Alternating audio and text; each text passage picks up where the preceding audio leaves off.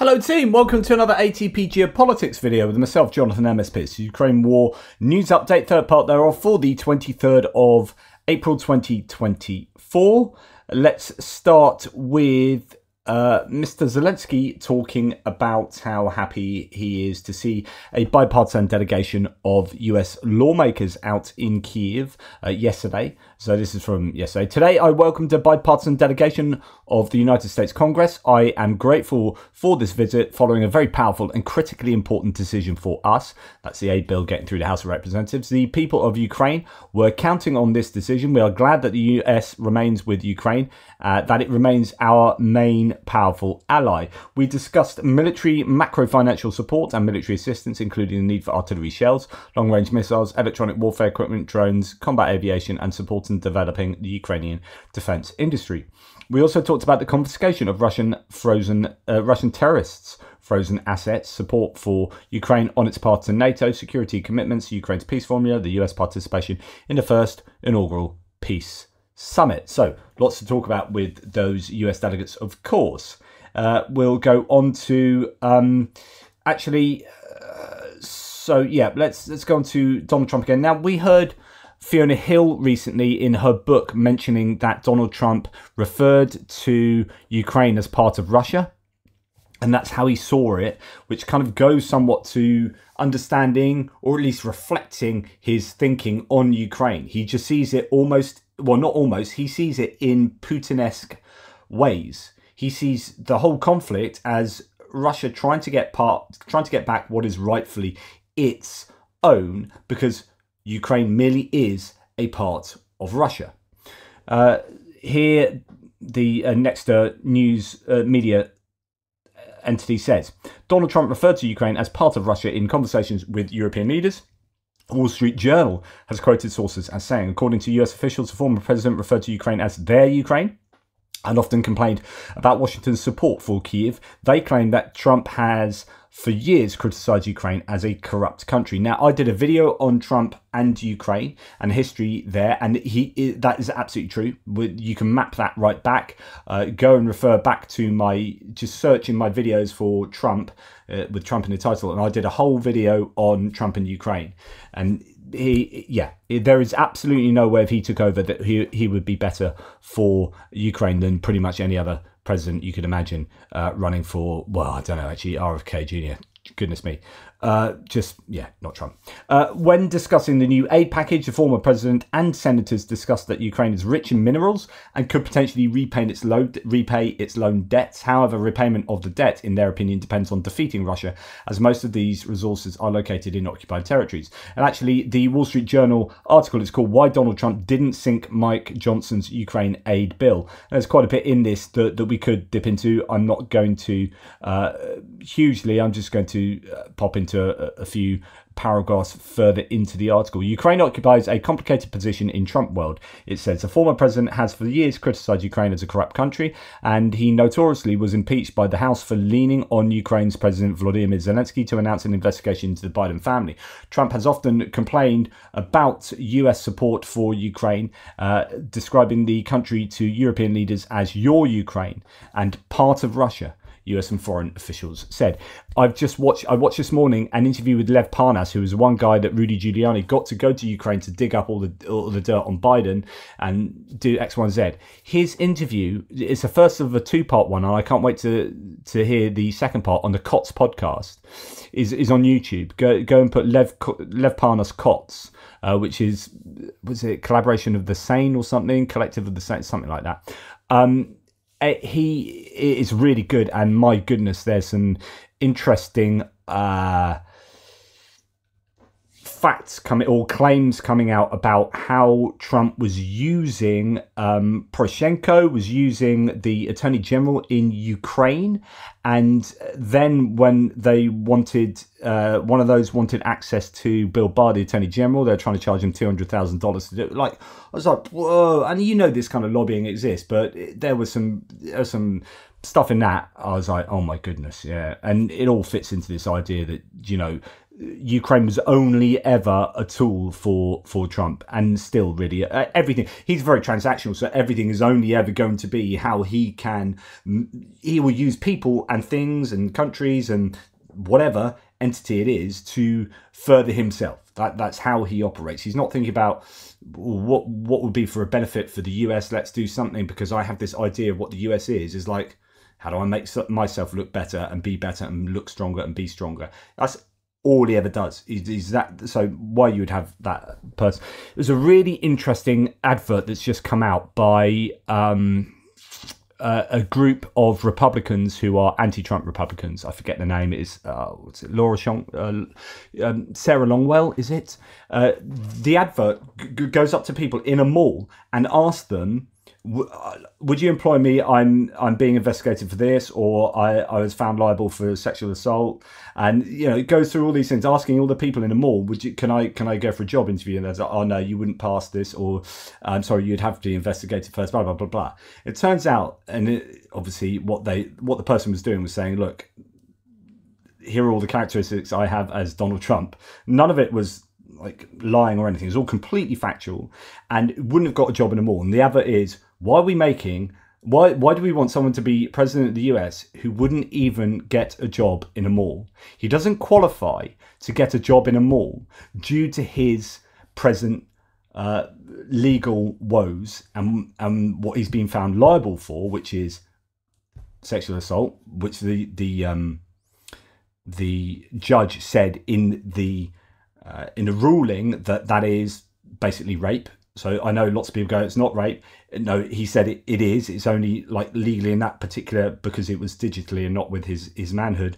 That's in that particular, I think in the district in New York, was it? That's the ruling, but it is functionally that. Anyway, so the idea is that this person will only ever see Ukraine as a means to an end, and rather than being a country in and of itself with its own identity that we should be helping because it represents a trajectory and a struggle towards democracy in the world. These kind of big ideas it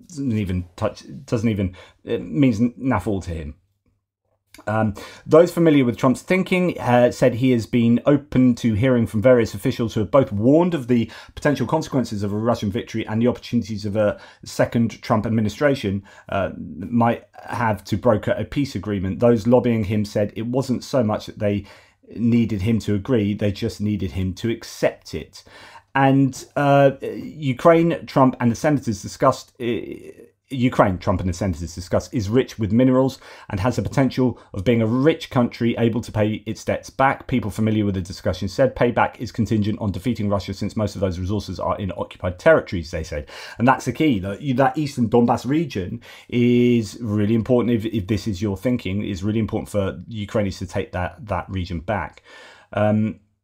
Graham, in an interview, played down any evolution in Trump's thinking on foreign assistance and stressed that he always embraced the concept of collateral. Graham pointed to Trump's past comments about Iraq, where he said the US should take the oil, saying that was never intended literally, but rather as a form of collateral. Quote, Trump's foreign policy has always been about leverage, what is in America's interest, he said. He is trying to get Europeans to do more. The loan concept goes way back to Iraq. Of course, he's even said again that, the Americans need to get the Europeans to pay more, without realizing that actually the Europeans have paid more. And as I showed you earlier, 60 billion notwithstanding, the Europeans have actually spent $100 billion more than the Americans. So, lots to consider there. What I didn't know that came out of this article is this paragraph here. In recent days, Trump dined with Poland's right-wing president, Andrzej Duda, whom Trump described as a friend. Those familiar with Duda and Trump's relationship said that they bonded with Trump over Duda's understanding of Trump's transactional approach to negotiations. Exactly what I was saying earlier. Duda, in an interview ahead of his meeting, expressed confidence that the Ukraine bill would pass. He needs people around him that aren't completely in his echo chamber. He needs people around him talking to him about how important Ukraine is, geopolitically speaking. Now, at the same time, we've had a letter from a four-star general here to the Biden administration expressing that actually Ukraine is super important, as if they didn't know that, and is all part of a larger geopolitical landscape that is particularly worrying, and we can join those dots. Your letter goes into some detail about how Russia, in league with China, Iran, and North Korea, are working together to destabilize America's position as a global leader. Talk more about that. So what you have is these four countries increasingly working together. You have a strategic alliance between China and Russia, between Russia and Iran. You have North Korea feeding its artillery and other armored equipment into Russia. China is supplying the high technology goods for the Russian defense industry. Iran supplying drones. Russia supplying high technology, some air defense and maybe some aircraft into Iran. All of this being pulled together ever more closely. Vladimir Putin even had Hamas leaders come to Moscow. True. So he's really orchestrating this, and he's got a major offensive going against the U.S. political system at the same time. You stress in your letter that the United States needs to confront nuclear weapons since Putin and his associates have repeatedly threatened nuclear weapons to prevent U.S. and Western assistance to Ukraine. How? Well, from the beginning, Vladimir Putin has threatened, horrific consequences. We just had the Iranians threaten Israel with basically the same thing the other day. When you say unimaginable consequences and so forth, that's nuclear weapons. And some of Vladimir Putin's lieutenants have been even more explicit in this. So nobody wants a nuclear war, sure. And nobody wants a confrontation, sure. But you can't just keep backing away from this.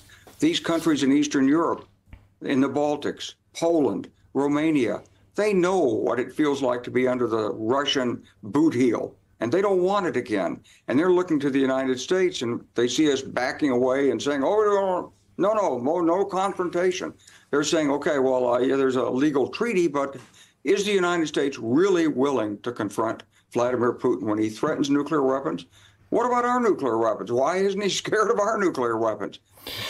Really good point, this, which is like, hey, hang on. So for the US, we're a nuclear nation too, so we can draw some red lines for Putin. It goes back to this whole idea that Putin is controlling the whole narrative here, and he's controlling the interactions and the conversation by saying, do this and do that, and if you don't do this and you don't do that, or if you do this other thing, then we'll get out the nukes.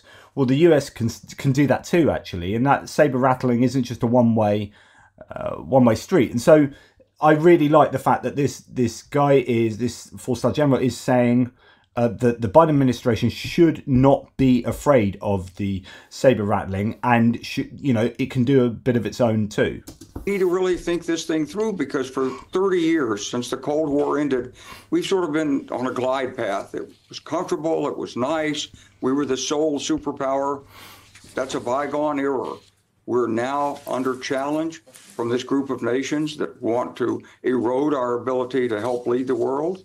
They're willing to use force, and they're willing to rely on the nuclear threat.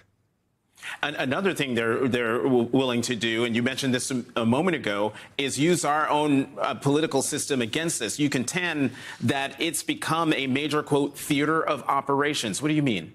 So glad that this is being talked about. Because what they have is a whole system of influence operations to try to change the views of the American people and make it difficult for the leaders in our government to formulate cohesive policies.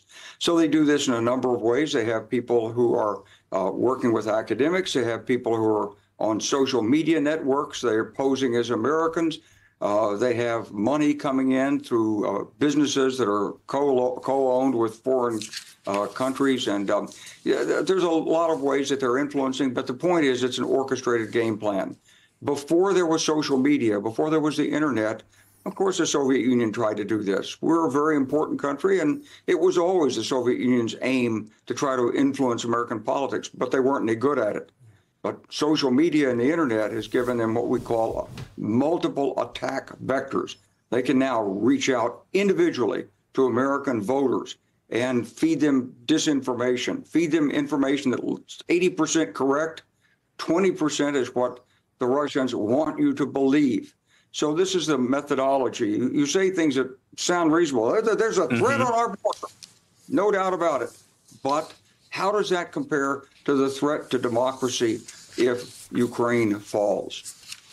General. And I think it's really useful because, let's face it, the Biden administration or any government will know that's happening, right? There'll be people working on this. There'll be Department of Defense, Pentagon officials creating strategies around Russian disinformation. But the fact that you've got someone of such a high level writing to the Biden administration, formally laying this out and then talking about it on a mainstream media source is great for getting the idea that the Russians are interfering in our democratic processes, and it's getting that out in the public sphere so that we are aware of the damage that is being done. Now, there's lots of analysis still going on in the US over Mike Johnson about his his tabling of the and I know that means something different in the US, his tabling of, or putting to the floor, the aid package to Ukraine and, of course, the other aid packages as well. And it's been seen in two different ways. So Republicans, this is a chap on the right, is from the Lincoln Project, who's, again, another sort of Republican. It's another Republican organization that's kind of anti-Trump. And he's like pleased with what Mike Johnson's done, whereas the woman on the left, who is Democrat, is like, it's the bare minimum. You know, I think two things are true. Mike Johnson deserves credit, a lot of credit, for really making a historic decision that was the first time in a long time that you saw members of a European citizenship going forward and saying, God bless America, which happened after this vote. But the other hand, I think it's important not to overpraise him because there's sort of a dumbing down here of what it means to be a Speaker of the House.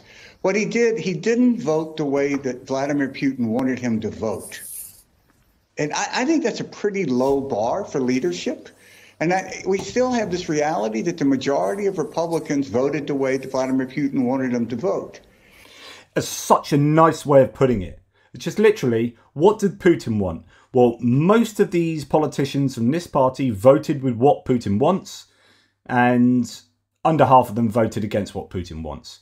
These people are doing what Putin wants. Now, this isn't something on, say, environmental legislation or whatever here or there. This is directly involving the threat of Putin and his government and his country, threat to the US and through international stability. And yet, over half of the people in one party voted with what Putin wanted. And I think that just shows how the party has collapsed. Thank God this thing passed. It should have passed months ago. Yep. A lot of lives would have been saved. There'd be a lot of innocent women and children and soldiers that would be alive today. Yep. But it could have failed and it didn't, and there's some credit to that. Juanita, what do you think? Yeah, I give Mike Johnson no credit. So I'm going to latch on to the part that Stuart mentioned about the fact that this should have passed 6 months ago. And I appreciate that President Volodymyr Zelensky mentioned to Kristen Welker on Meet the Press that this is aid that is meant to help protect and fight for freedom, protect and fight for democracy, which helps globally, not just Ukraine. And so I think that this is long overdue. I also think that it's exclusively motivated by Mark Johnson's intention to cover himself with protection from Democrats. I said weeks ago, Stephanie, that Democrats should not offer to save Republicans for themselves or save Mike Johnson from himself unless they get something in exchange. And I think that this foreign aid package, as well as the sequencing on how it was voted, is a first step in that process. And I think she goes on to talk about how actually the Democrats will be in a position to leverage Mike Johnson, considering he will need their support going forward.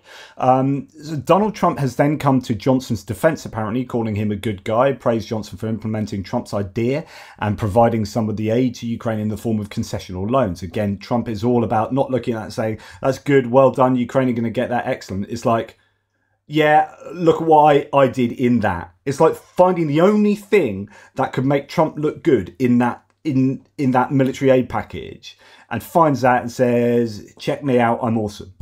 Way, because that is exactly what I was talking about earlier. That is what floats his boat, Trump. That he is only interested in things that make him look better. So there you go. And he repeated calls for Europe to crack up the cash, which is, as I've shown you plenty of times, empirically wrong, and he needs to be called out on it. on national TV. That would be nice. The US is preparing sanctions against Chinese banks for supporting Russia. The restrictive measures will be designed to cut off some Chinese banks from the global financial system in order to limit Beijing's support of the Russian military industry. The Wall Street Journal reports citing sources. And now, remember, Antony Blinken is due to be out in China imminently. Depriving Chinese banks of access to the dollar is named as an extreme measure, as such sanctions often lead to the bankruptcy of credit organisations, the Wall Street Journal notes. US officials say the sanctions are being considered in case of diplomatic attempts fail, so Blinken, to convince China to limit exports of dual use and military goods to Russia. There's going to be some serious pressure being put on China, it looks. I think Blinken might be taking no prisoners, but it's a really difficult thing because you don't want to annoy China too much. You don't want to be so provocative that it starts either a trade war or an actual war with China, right? So this is going to be insanely delicate. It's going to be maybe a lot of veiled threats here or there, or just saying, look, nothing against you guys personally, but if you keep doing providing aid to Russia, that is screwing up everything that we're aiming for in global security in Europe and with the US, and we just can't have that. So if you're going to do that, this will happen. But I don't know. It's just so delicate because you get the Chinese dragon to a state of anger, and I don't know. You could rue that. US officials say the sanctions are being considered in case diplomatic attempts fail. So let's just hope that Blinken et al. Are successful. Okay, Polish protesters have ended their blockade at the Yahodin-Dorohusk crossing the Polish-Ukrainian border. That is brilliant. I don't know exactly what the details are surrounding that, but good news. Now, I could have reported on this previously. There's been lots of talk about this. Zelensky has rejected French President Macron's proposal for an Olympic truce in Ukraine, emphasising Russia's repeated violations of past ceasefire agreements and the ineffectiveness of international negotiations, including the Normandy format. So basically, Macron has suggested there's a truce during the Olympic Games. Now, the reason he's done that is not really because he wants a truce, right? Don't interpret this as Macron being all appeasy. It's not. It's actually just a tradition of the Olympic Games. It's called the Olympic Truce. So the Olympic Truce is a tradition originating from ancient Greece. It dates back to 776 BCE. A truce, ancient Greek, ekacheria, meaning laying down of the arms, every day's a school day, was announced before and during the Olympic Games to ensure the host city, state, Elis, was not attacked and athletes and spectators could travel safely to the Games and peacefully return to their respective countries, which were city-states at the time. So there you go. There is this tradition. The truce starts 1 week before the main opening ceremony of the Olympic Games and ends 1 week after the closing ceremony of the Paralympic Games. Truce has been violated 3 times in modern history of the Games. All 3 violations have been committed by the Russian Federation. And the most recent breach being in 2022 after the Russian invasion of Ukraine. The violation was a contributing factor to Russian and Belarusian athletes being excluded from the 2022 Winter Paralympics. But yeah, so Zelensky's said, nah, ain't happening. Ukraine's parliament passed a bill with overwhelming support on the second reading that adapts the country's education policy to match EU standards, according to Digital Transformation Minister Mikhailo Fedorov. This is really good. So you're seeing Ukraine in so many different ways within their civic life move towards an EU standard for things, and that's also in terms of military for a NATO standard. They are just moving in the right direction so that eventually, when it does come to it, their accession will be hopefully guaranteed. But yeah, they are striving, and they're doing that during wartime as well. So it's double impressive. Right, breaking news yesterday. The assistant of Germany's far-right party, AfD, their top candidate for European Parliament, Maximilian Krah, has been arrested in Germany. So that's not Maximilian Krah being arrested. He's someone I've mentioned before, but his assistant, suspected of working for the Chinese intelligence services. Well, at least some diversity among AfD. Until now, they cooperated exclusively with Russia. So, okay, as reported here by CNN, Germany arrests aide to far-right MEP on suspicion of spying for China. Now, what I hope that comes out of something like this is that people start realizing that AfD really are not cool. Okay.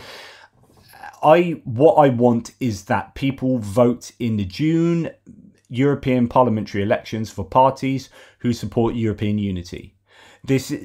Yes, I am pro-EU and I'm pro-Europe, but actually this really isn't to do with that per se. If this was a different year, I'd be saying something. I wouldn't be so adamant about this.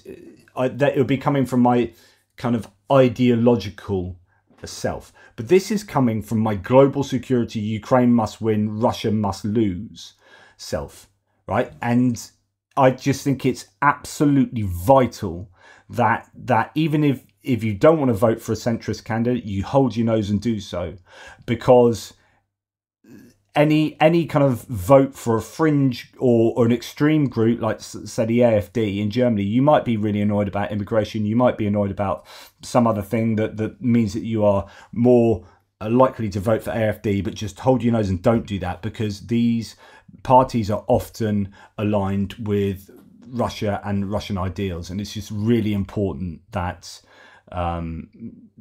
that there's European unity going forward against Russia.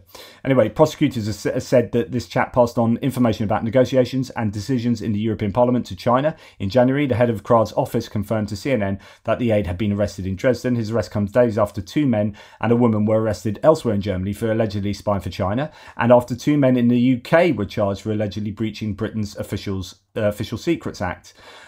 So, yeah. This is Jiang Ji is an employee of the Chinese Secret Service. He's been working for a German member of the European Parliament since 2019. Prosecutor's office statement said. Yeah. Anyway, moving on.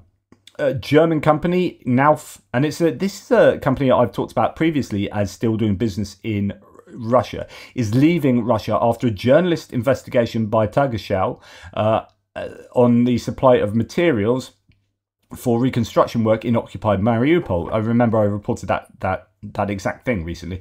This is an important decision, as the company has effectively contributed to the consolidation of the occupation authorities, which systematically violate IHL and commit war crimes against the international humanitarian legislation. I don't know what that stands for, and war crimes against the Ukrainian population. At the same time, it should be understood that many foreign enterprises, says Mamedov here, continue to work in the occupied territories, violating national legislation and the sanctions regime. That is why it is important that sanctions violations are criminalised. Now, just a slightly diversionary statement from me here. This is why, and I've talked about this before, why media organisations are super important and why we should be supporting media organisations. Because if you don't, and if these continue to go out of business, and that means going down to local newspapers, local media organisations, you will stop getting investigative journalism. And who does stuff like this? Who is getting paid to look into things and find out the truth about people who are breaking the law, essentially. So you can slag off mainstream media, but my goodness, they do a very good job in very many different contexts. They might not say the things you want them to say with certain politicians that you really like, and they might not report the Ukraine war in a way that we like all the time, and they might get things wrong, but they also do an awful lot of good that we take for granted. The Panama Papers, something like that wouldn't be able to take place. Just the incredible investigative journalism taking place with a number of such organisations famous for doing that is something that we must celebrate. Or you lose it forever. Czechia would propose restricting movement of Russian diplomats in Schengen area, Czech Foreign Minister Jan Lipavsky has said. His claims followed the arrest of 2 suspected Russian spies in Germany accused of planning attacks to undermine support for Ukraine. So that's with regard to what we were just hearing earlier.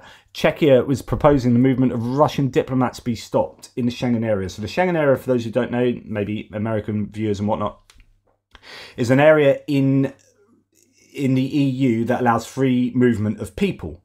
And that is part of the 4 pillars of what the EU is all about. So free movement of goods, services, products, people and capital. people fail to realise, because they think the EU is some regulatory nightmare full of, centralised communist type thinking. They don't really understand that that's the exact opposite to what the EU is. And it's actually just a big contradiction, the EU, because it is a neoliberal free market trade bloc enterprise. So it's like, we want this whole area to have frictionless trade, and the way we have frictionless trade is allowing things to move around completely freely, because as soon as you stop people or capital moving around, then you're putting barriers to entry. And so this is a neoliberal project. Okay, that's how it's kind of started. So those of you who are sit on the neoliberal, I want small government, I want no regulation, that's kind of what the EU is supposed to be. But it's this weird contradiction of then it has a centralized kind of organization, regulatory board that also sets out regulations to try and get moral things done, because the free market can't advocate for morality, negative externalities, all these kind of things that it can't solve those issues. I don't want to get into the long weeds of free market ideology and economics here, but point is that the EU is this weird concoction of these two very different ideas. But within the Schengen area, you get free movement of people, but it must be that you also get diplomats that can do that as well, who aren't part of the Schengen agreement. So Russia is not part of the Schengen area, so you can't have a free movement of Russian people. So when you get to a border checkpoint, you should have to, show your passports and whatever. But actually, there are no border checkpoints often within the Schengen areas, and so once you're in, you're kind of in everywhere. And so therefore, that means that Russian diplomats can move around everywhere. And the problem there is that these Russian diplomats are often spies, as I talked about previously. So those working in foreign embassies aren't really doing diplomatic duties or administrative duties. Everyone is actually a glorified spy, or not a glorified spy, a spy, involved in some level of espionage, is often the claim about these Russian embassies. And so therefore, they get free movement around Europe, then they're allowed to move around and do their nefarious stuff anywhere they like within the Schengen area. And I don't know how you solve that, but the idea is, as Czechia is suggesting, it needs to be solved, that problem. Hungarian Foreign Minister Peter Szijjártó, if that's how you pronounce it, too many crazy letters next to each other, said on the 22nd that Ukraine is carrying out a witch hunt against Ukrainian businesses operating in the country, and threatened to block further EU aid unless such policies are changed. Of course, witch hunt is often what is the phrase that is used to attack people who are, I don't know, trying to stop crimes happening. It's a witch hunt. You're all after me. You've got a witch hunt after me. No, you've broken the law, and we are the law. Deal with it. Anyway, in terms of, I can't speak for Hungarian entities, but Hungary is well in the sphere of influence of Russia, and they have entities that are supporting the Russian war effort, and that's a genuine issue that needs to be looked at. So this is a typical sort of thing for their foreign minister to be saying, but unfortunately it is bubbling over again into Hungary putting a veto out for €2 billion worth of military aid is the last one that's due to go to Ukraine from the EU coffers, unless these Hungarian businesses taken off the blacklist. They say they will continue to veto that aid. So it is a bit of an issue that needs to be solved. Russia is losing its influence in Moldova, says Anton Gerashchenko. The Congress of Moldovan Oppositionists, which took place yesterday, April the 21st, so a couple of days ago from now, in Moscow, is a gesture of despair. The complete control of the Kremlin over the Moldovan opposition was demonstrated. This was received very ambiguously in Moldova.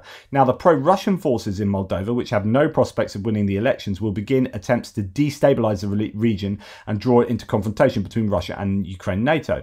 However, Russia will not be able to benefit from destabilization. In the worst case for Chisinau, capital of Moldova, Moldova will unite with Romania, and in the issue of Transnistria, Moldova will be supported by Ukraine. So Transnistria is that breakaway sort of annexed region of Moldova that sits between Ukraine and Moldova. And so Russia is unable to get into Transnistria, certainly by land, and obviously air corridors are shut off. It seems that Kremlin itself is pushing Moldova on the trajectory of accession to the EU and rapprochement with Romania. So the more that Russia is trying to destabilize Moldova, the more it could act to get Moldova to do things that would, in the end, not be for net benefit of Russia. We shall see. And just going to have a little bit of fun now for the end of this video. I'm always too serious. So, two little sort of meme things. I hope this Chiron was true. I hope this was genuinely what went across the bottom of the screen for this news. Is it MSNBC? I'm not sure. Yes, it is. So this is involving, is it David Pecker, who is the guy that was in charge of the National Enquirer, which is a real tabloid newspaper in the US, and it's part of the Trump. This is nothing to do. I'm not going to make any statement on Trump. This is just a really juvenile gag. But anyway, David Pecker was involved in the catch and kill, which is where he would buy stories that were negative for Trump, go and buy the rights to those stories, and then not publish the stories before the election, so that there was no negative stories about Trump running up to 2016 in the national press. That's not what the court case is about, but it's involved in the court case that he's involved in at the moment, Trump. Anyway, this is great. Trump worried about Pecker leak. Trump worried about Pecker leaking. I really hope that that's not been photoshopped. But that is absolutely chef's kiss. Like, and there's quite kind of a rich tradition of Chiron writers across all the different media organizations, and sometimes you see some absolute genius ones. And my last one is this is about Elon Musk, who's in trouble with Australia, the country of Australia at the moment, having some big argument with Anthony Albanese, and basically he's I won't get into why he's in trouble, but this is just the best comeback I've seen for a long time. So Elon Musk says, believe what you see, not what you're told. And then this guy, Ben Keeps the Flores, says, okay, I've been told you're a genius, but I've only ever seen that you behave like an effing moron. Ow! Ow! Believe what you see, not what you're told. I've been told you're a genius. I've only ever seen you behave like an effing moron. Boom! Drop mic. Thank you very much. I'm off down the pub. Anyway, I'm not. I'm going to go and have a cup of tea.